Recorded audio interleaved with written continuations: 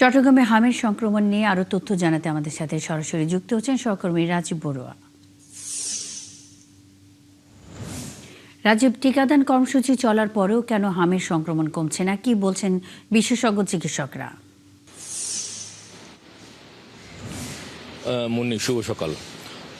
গত এই বছরের ফেব্রুয়ারির মাঝামাঝি থেকে মূলত হামের সংক্রমণটা শুরু হয় এবং মার্চে গিয়ে আসলে সেটা বেশ বড় আকার ধারণ করে।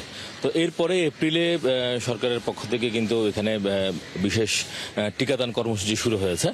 আপনি জানেন যে এখানে চট্টগ্রাম জেলা এবং সিটি কর্পোরেশনের পক্ষ থেকে প্রায় 7,80,000 শিশুকে বিশেষ যে ক্যাম্পেইন টিকার তার আওতায় নিয়ে আসা হয়েছে এবং তারা বলছেন যে প্রায় শতভাগ টিকাই আসলে দেয়া হয়েছে, কেননা 20 এপ্রিল থেকে শুরু করে 10 মে এই টিকার ক্যাম্পেইনের সময়সূচি ছিল এবং এর মধ্যে সবাইকে আসলে টিকা দেওয়া হয়েছে।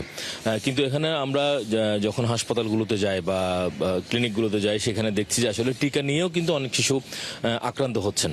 তবে আগে যেমন সরকারের পক্ষ থেকে ছিল 9 মাস থেকে 15 মাস পর্যন্ত যে টিকার ডোজ দেওয়া, সেটি আসলে এই যেহেতু প্রাদুর্ভাবটা বেড়ে গেছে এই কারণে সময়সূচি আরেকটু এগিয়ে নিয়ে আসা হয়েছে। 9 মাসের বদলে এখন 6 মাসের শিশুকে টিকার আওতায় আনা হয়েছে এবং এখানে আমরা দেখেছি যে 2 ডোজ টিকা নেওয়ার পরেও অনেকে কিন্তু আক্রান্ত হয়েছেন এবং একবার হাম হয়েছে এবং সেরে গিয়ে বাসায় গেছে, এরপর আবার আক্রান্ত হয়ে তারা এসছেন, এরকম রোগীও কিন্তু আমরা পেয়েছি। এবং এখানে বিশেষজ্ঞ চিকিৎসকরা যেটি বলছেন যে যেহেতু হামের টিকা নেওয়ার পরে অনেকে আক্রান্ত হচ্ছে, ফলে আসলে টিকা আসলে কার্যকারিতা ঠিকভাবে কাজ করছে কিনা এটা নিয়ে আসলে গবেষণা হওয়া দরকার। কেননা সারা দেশে কিন্তু একই সাথে এত পরিমাণ শিশুর যে স্বাস্থ্যে যে ঝুঁকির মধ্যে পড়ে গেছে এটা আসলে দেখা দরকার এবং স্বাস্থ্য বিভাগও বলছে যে আসলে এই যে টিকা নিচ্ছে এবং তারপরও আক্রান্ত কেন হচ্ছে সেই বিষয়টা জোরালো গবেষণা না হলে আসলে বলা যাচ্ছে যে নতুন করে কোনো ভ্যারিয়েন্ট আসলে এটা ডেভেলপ করলো কিনা। তো সেই বিষয়ে আসলে গবেষণা